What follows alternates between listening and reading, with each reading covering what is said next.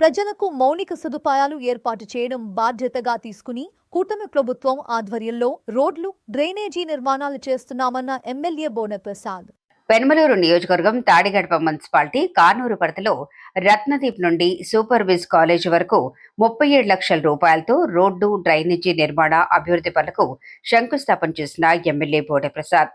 ఈ సందర్భంగా ఎమ్మెల్యే బోడెప్రసాద్ మాట్లాడుతూ అధికారంలోకి రాగానే రాష్ట్రంలో రోడ్లకు పూర్వ వైభవం తెచ్చేలా ముఖ్యమంత్రి నారా చంద్రబాబు నాయుడు శ్రీకారం చుట్టారని, వేల కోట్ల నిధులతో గుంతలు పూడ్చడం, మరమ్మతులతో పాటు నూతన రోడ్ల నిర్మాణం, నాడు గుంతలమయమైన రోడ్లు నేడు సుందరంగా చేయటం పట్ల ప్రజలు హర్షం వ్యక్తం చేస్తున్నారని తెలిపారు.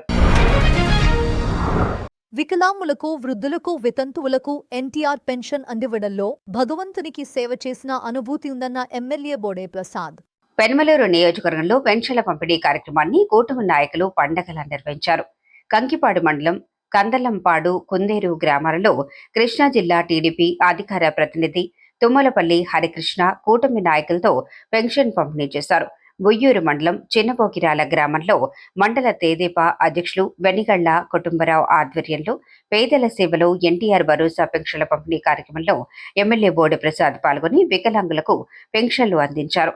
రాజులపాటి శివరామకృష్ణ అనే 40 సంవత్సరాల వ్యక్తి ప్రమాదవశాత్తు వెన్నుముక దెబ్బతిని మంచానికి పరిమితం అవ్వడంతో కూటమి ప్రభుత్వం ఆధ్వర్యంలో ముఖ్యమంత్రి చంద్రబాబు నాయుడు 15,000 రూపాయల పెన్షన్ ఇవ్వటం ద్వారా జీవనం సాగిస్తున్నామని లబ్ధిదారుని భార్య ఎమ్మెల్యేకి, కూటమి ప్రభుత్వానికి కృతజ్ఞతలు తెలియజేశారు.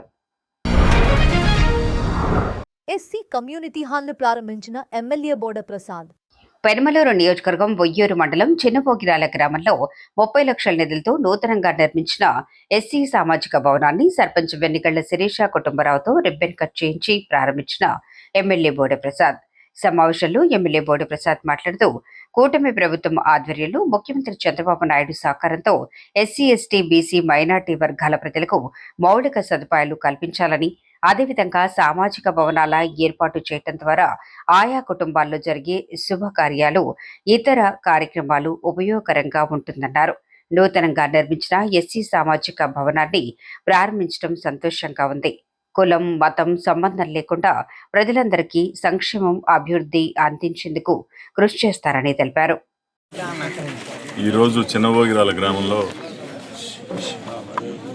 ఎస్సీ కాలనీకి దగ్గరలో అంబేద్కర్ గారి విగ్రహం దగ్గర 30 లక్షల రూపాయలతో నిర్మాణం చేసుకున్న కమ్యూనిటీ హాల్ ప్రారంభోత్సవం చేసుకోవడం జరిగింది. ఈ రోజు నుంచి స్థానికంగా ఉన్న ప్రజలకు అందుబాటులో ఉండబోతా ఉంది. ఎవరైనా చిన్న చిన్న ఫంక్షన్స్ చేసుకోవడానికి, గ్రామాలు పూర్తి స్థాయిలో అభివృద్ధి చెందినవి అని అంటే పూర్తి ఇన్ఫ్రాస్ట్రక్చర్ చేయగలిగితేనే అభివృద్ధి పూర్తి అయింది అని చెప్పడానికి చెప్పుకోవచ్చు. గ్రామాల్లో ముఖ్యంగా రోడ్లు, డ్రైన్లు, వీధి లైట్లు, మంచినీరు, ప్రజలు వాడుకున్న చెత్తని సక్రమంగా వినియోగించుకుంటారు. ఇవన్నీ కూడా సక్రమంగా చేయగలిగితే పూర్తి స్థాయిలో గ్రామాల్లో అభివృద్ధి జరిగినట్టు చెప్పుకోవచ్చు. ఈరోజు చిన్నపోకిరాల గ్రామంలో తీసుకుంటే 2014-19లో దాదాపు గ్రామంలో ఉన్న రోడ్లన్నింటినీ కూడా సిమెంట్ రోడ్లుగా మార్చడం జరిగింది. ఆ తర్వాత 5 సంవత్సరాలు వేరే ప్రభుత్వం రావటం, మరి ఎక్కడా కూడా అరాకొర నిధులతోటి అభివృద్ధి కార్యక్రమాలు ఎక్కడన్నా చేశారేమో కానీ ఇదే కమ్యూనిటీ హాల్ కూడా సిఎంఆర్ఎఫ్ కింద గత ప్రభుత్వం 20 లక్షలు శాంక్షన్ చేశారు కానీ ఏ ఒక్క రూపాయి కూడా కాంట్రాక్టర్కి చెల్లించాలి. ఇదే విధంగా అన్నిట్లోనూ ఇప్పుడు ధాన్యం బకాయిలు పెట్టారు, వైద్య సేవలో పెట్టారు, కాంట్రాక్టర్లకి వేల కోట్ల రూపాయలు బకాయిలు పెట్టారు. అన్ని వ్యవస్థల్ని అట్టడుగు స్థాయికి తీసుకెళ్ళిపోయి రాష్ట్రం సర్వ విధాల నాశనం అయ్యేలా చేశారు. సర్పంచులు ప్రజల నమ్మకంతో సర్పంచులందరినీ కూడా దాదాపు 80-90% గ్రామాల్లో వైసీపీ సర్పంచులను గెలిపించుకుంటే దాదాపు 3.5 సంవత్సరాలు ఉత్సవ విగ్రహాలుగా మిగిలిపోవడం జరిగింది. సర్పంచులు ఎన్నో ఆశలతో గ్రామాలు అభివృద్ధి చేసుకుందామని చెప్పేసి ఆ పదవుల్లో కూర్చునుంటే కనీసం గ్రామాల్లో శానిటేషన్ నిర్వహణకు కూడా పంచాయతీల్లో నిధులు లేకుండా చేసిన ఘనత గత ముఖ్యమంత్రి. మరి ఈ ఒక్క సంవత్సరాల కాలంలో చాలా గ్రామాల్లో కనెక్టింగ్ రోడ్లు అవ్వచ్చు, అంతర్గత రోడ్లు అవ్వచ్చు, ఈ ఒక్క నియోజకవర్గంలో తీసుకుంటే దాదాపు ఇప్పటికి 100 కోట్ల రూపాయలు ఖర్చు పెట్టడం జరిగింది. అంటే రాష్ట్ర వ్యాప్తంగా మరి అభివృద్ధి ఒకటే చేశామా అని అంటే ఇప్పుడే పెన్షన్లు ఇవ్వటం కూడా జరిగింది.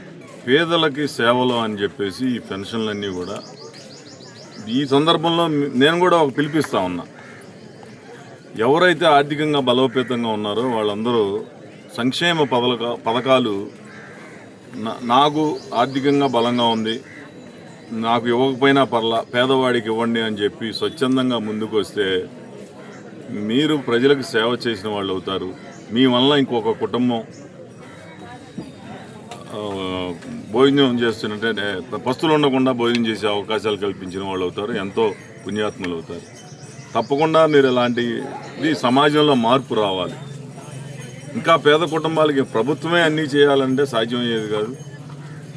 కొంత ప్రైవేటు భాగస్వామ్యం కావాలి, కొంత మనలో త్యాగాలు కావాలి. కాబట్టి ఆర్థికంగా బలంగా ఉన్న కుటుంబాలు ముందుకు వచ్చి కొన్ని సబ్సిడీలు, ప్రభుత్వం ఇచ్చే సబ్సిడీలు వదులుకోవడానికి ముందుకు రావాలని ఈ సందర్భంగా పిలుపునిస్తా ఉన్నాను.